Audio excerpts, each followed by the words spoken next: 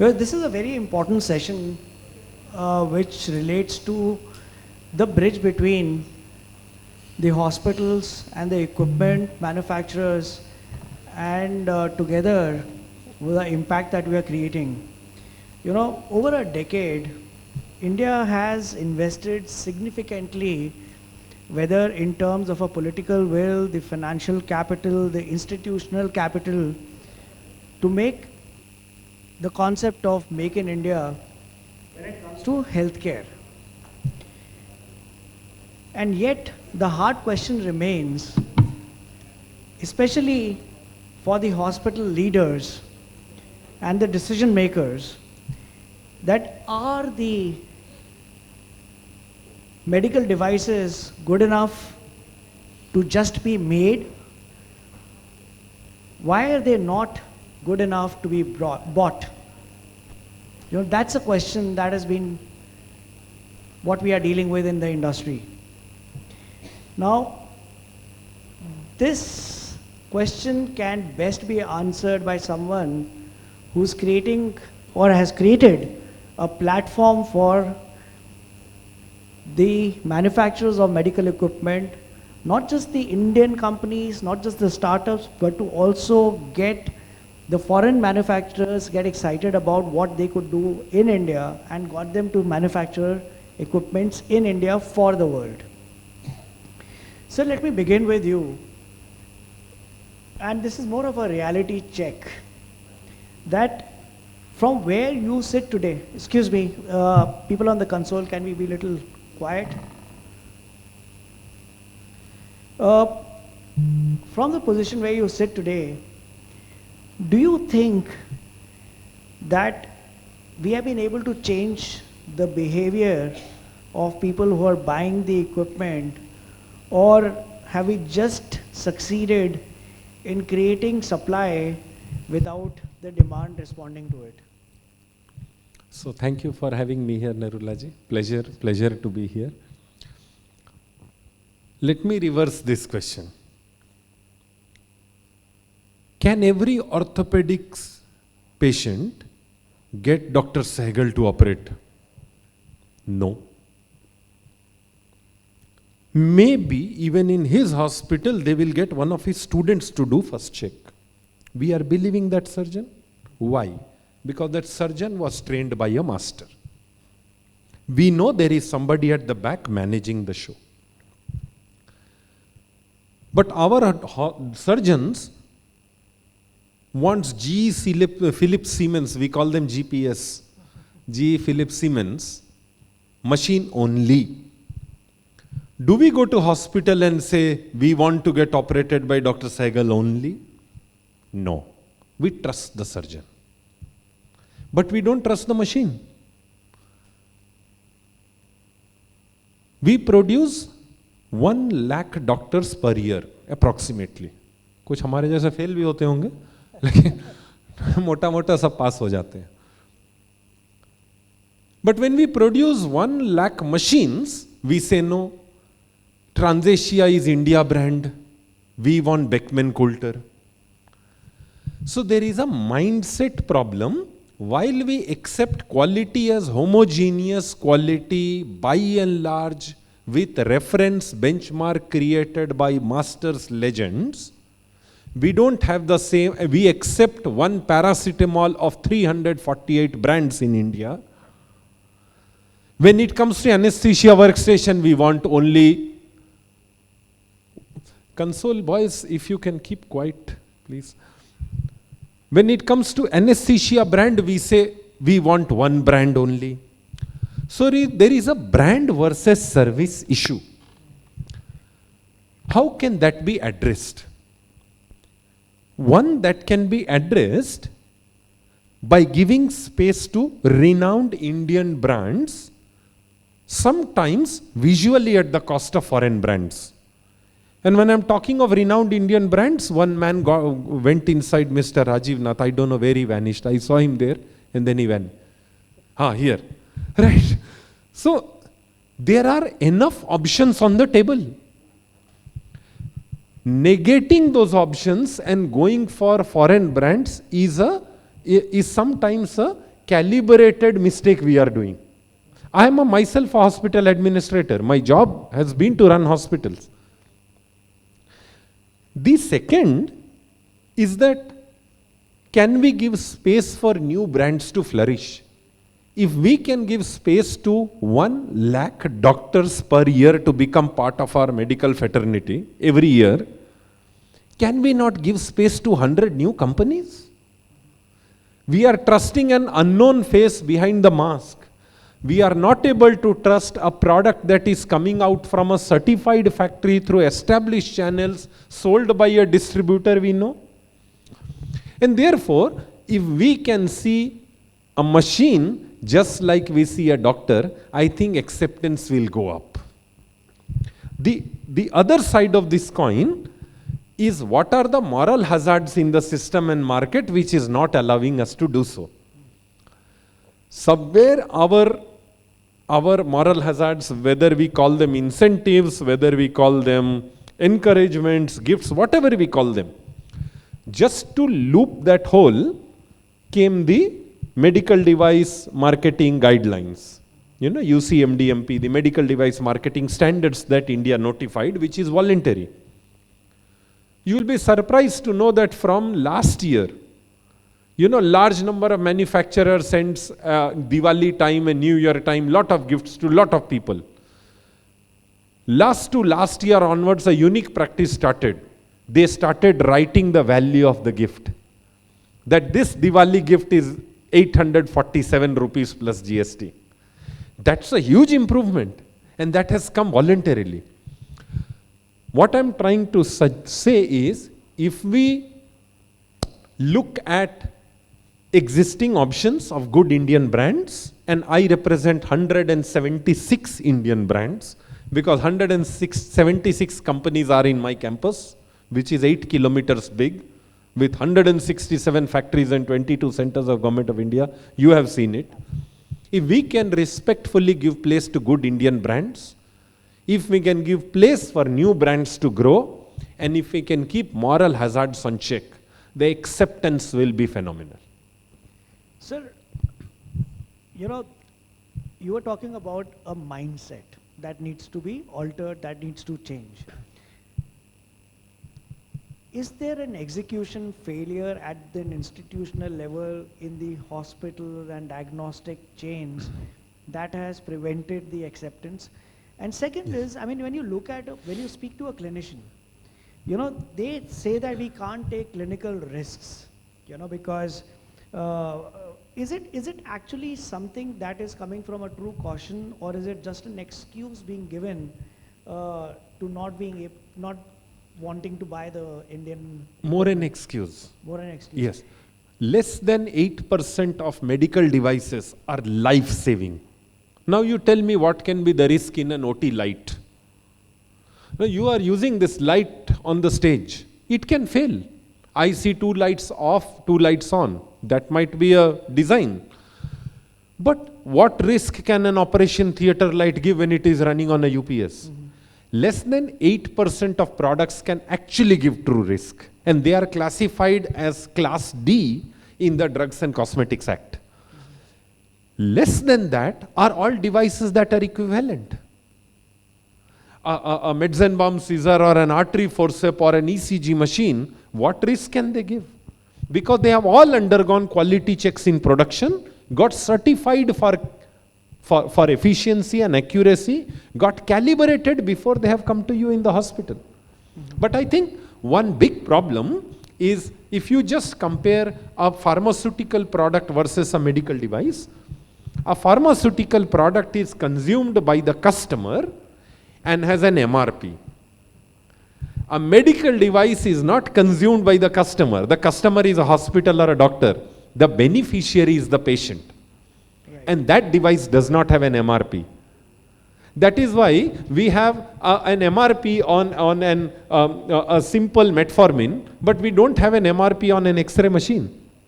Right? When a patient is under anesthesia, the patient is asleep. The patient doesn't even know the brand of the machine. Correct. The brand is known only to the doctor. And therefore, the brand value has to be accepted by the doctor, because in medical equipment, patient is not the customer, patient is beneficiary. The customer is the intermediary, which is the hospital or the doctor. But sir, if you look at how the ecosystem works, and correct me if I go wrong, in a hospital, the equipment is being asked by the doctor, and then the quotations are brought in by the procurement team. And then that needs to be approved by the CFO as well, right? And then you have an equipment manufacturer, then you have platforms. I mean, I'm terming AMTZ as a platform because apart from the physical space, it's a huge mindset space as well. And now, we are an aggregator of products for sale. Absolutely, absolutely. Now, when a procurement guy goes and tells the doctor that, I think we have another alternate equipment which is available and it could serve the same need, why don't you consider this? And the doctor says कि boss तुम मेरे को लिख के दे दो कि ये harm नहीं करेगा और तुम्हारी responsibility है. Now in this whole ecosystem, what is missing is the trust. Whose responsibility is it to bridge this trust deficit that is there? So there are two parts. Do we say the same when a striker of foreign equipment comes? We don't ask, लिख के दे दो कि ये harm नहीं करेगा. This is again a pretext and excuse that we create additional filters for homegrown equipment. The second is that by and large, all Indian equipment are lesser price than foreign equipment. Right. Dr. Khetrapal, he visits AMTZ. A large number of hospitals under the umbrella of Association of Healthcare Providers of India, HPI, that he represents. They are our customers. We have an installation base in more than, I think, 6,000 hospitals in India and about 80 plus countries now. The same MRI that I used to buy in Government of India for 6 crore 1.5 Tesla, I am now exporting at 2 crore 80 lakhs. Why? We are able to make our own magnets. When you are able to make your own niobium titanium coil magnet, obviously price of MRI will come down. It's not about the risk. We are less cost. When the homegrown equipment comes in, additional filters are put. When we have opinion leaders like Dr. Khetrapal or Dr. Vijay Agarwal from Kaho and many others that we have, the good part of our ecosystem, when they kick in and give their opinion, these opinion makers, the tide will turn. I'm just giving you one small example. India's exports of medical equipment globally was 8,000 crore 10 years ago. It is 26,000 crore today. It's the only industry whose exports have grown 400%, 4 times in less than 8 years. This has only happened because acceptance have come in. Sir, since morning, in fact, I was talking that the theme that we chose this year for this conference is around building efficiencies in a healthcare system. Because the two things that are challenged today is the access and the affordability. While we are affordable for the global patient base, we are still unaffordable for the Indian patients. And I feel that, there is the role of a procurement team in a hospital is seen as a cost center. वो पैसा खर्चने वाले लोग हैं, कैसे lowest cost में खरीद सकते हैं, ये सब उनके KRAs में डाला जाता है. How can we turn this? I mean, since you said that you've also been on the medical administrator role. Absolutely. How do you think we can turn this operational role of procurement to being more of a strategic role within the hospital so that what they do could actually impact the cost of care that we are able to provide to the patient? So, entire healthcare, if you set up a hospital, we have 4 major costs. Imagine it as a circle and break it into 4 parts. I don't know if in a health conference pizza is a right example, but roti maan lijiye. 4 parts. Part 1 is the real estate part of things, which loads the cost. The building, the land, the engineering and all that. That's one time, some part of it goes recurring, particularly the engineering services. The second part of cost center is the human resource cost. The third is the laboratory diagnostics drugs. And the fourth part is medical equipment. By and large, medical equipment is less than 21% of the cost of the whole cost. 80% is not the medical equipment. The chunk is human resource. A good part is capital. A smaller part is diagnostics drugs, because many times that is offloaded on the patient, not on the hospital. Hospital, in fact, earns the revenue because of it. The medical equipment is where less than 21% of the cost of cost loading that goes in. I'll give you a very small example. How much oxygen is there in air? About 21%. What is unique about a hospital? Why do we go to a hospital? Doctor is available on telemedicine. Medicines are available on Pharma, 1mg, and so many other platforms. Diagnostics, somebody like Dr. Ravi Gaur or Lal Path Lab can send a phlebotomist home and take your sample. Why do we go to a hospital? When doctor is available online, medicines are available online, samples can be taken at home.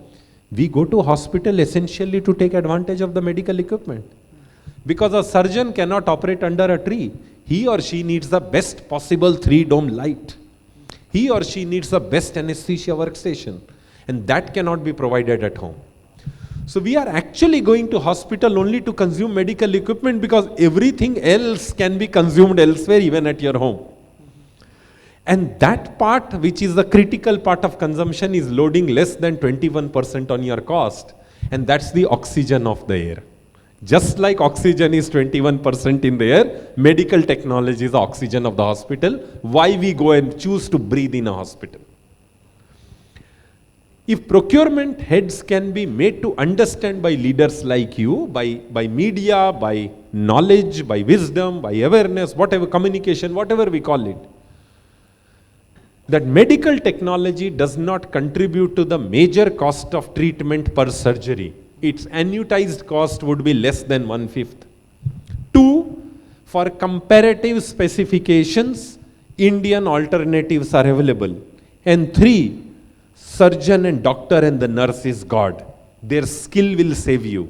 What is coming with that to support that skill is good quality, licensed, produced, under quality certifications, tested, calibrated. You will see the cost of healthcare coming down. We have done a unique experiment.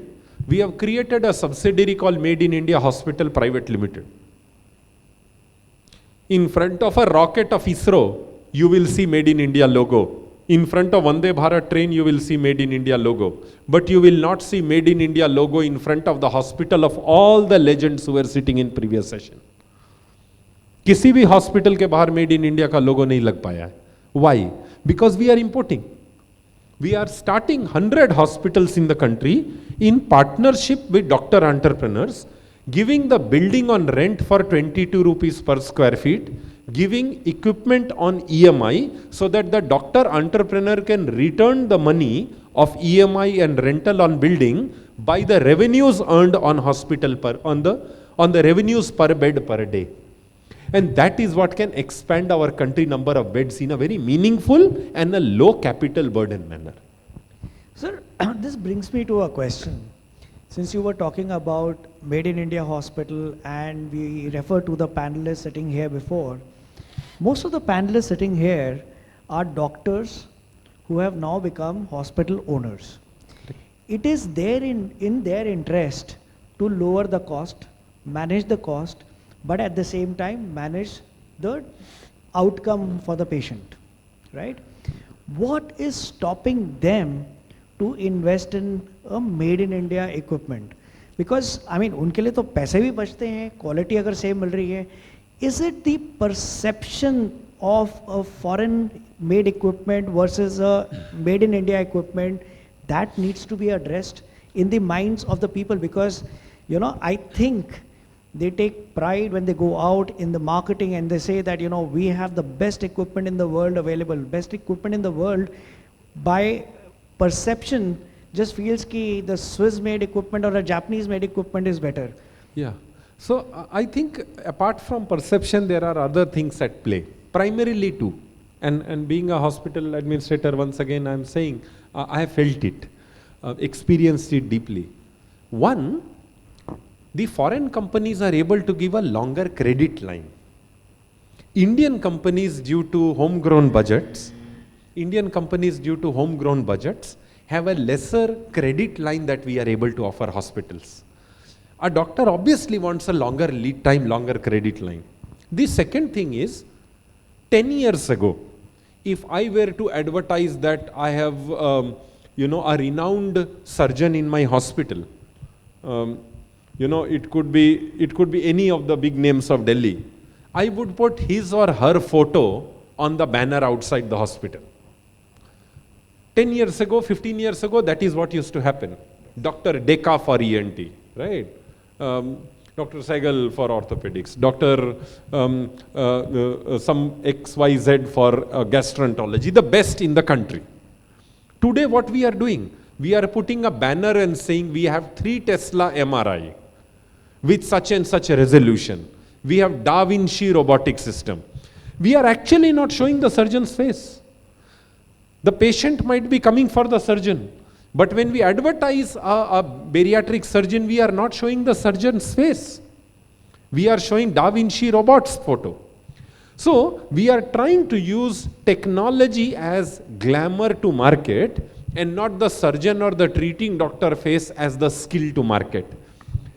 Our marketing has shifted from skill to glamour of the technology, and I think that needs to be retracted back because that is wrong. Technology is a support system in the hand of the surgeon or the doctor. Technology is not what cures the patient. We are pretending to prove to public that technology is curing the patient. 3 Tesla MRI with 120 millisecond lag time. I mean, look at the advertisements, and I'm talking because you are a communications man.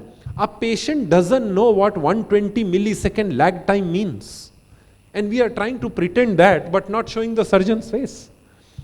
Our act of marketing healthcare has to change. Absolutely. I couldn't agree more with you on that. For all the healthcare leaders here today, the CEOs who may be sitting here today, what is it that you suggest should be doing in the next 12 to 18 months to give that growth or change the mindset of the people that they work with? Because many CEOs are not doctors, and the doctors are driving the decisions in terms of procurement of equipment. What do you think the CEOs should be doing to make a difference in their institution in the next 12 to 8 months? 3 very simple things.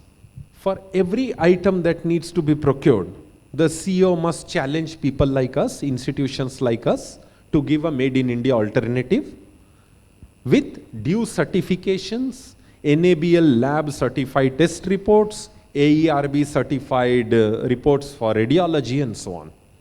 Second, our doctor CEOs must get away from equipment-based maintenance. Today they deal with 20 brands, 30 brands, and each brand engineer maintains that equipment. Even that equipment can be saved or salvaged. The engineering representative forces the doctor entrepreneur to replace the equipment. And therefore, second thing they could do is consolidate the equipment maintenance and outsource it to one agency who can maintain all equipment so that your equipment life is extended and not replaced because that brand engineer is taking care of that equipment.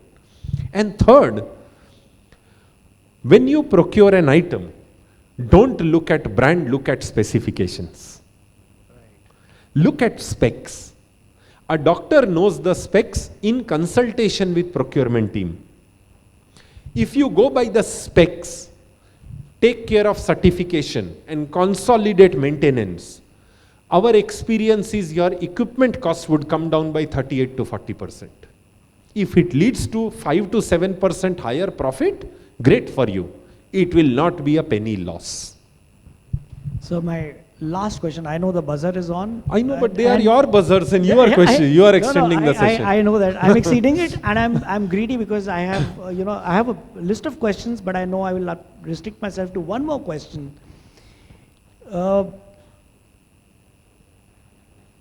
When we are looking at buying equipment in a hospital,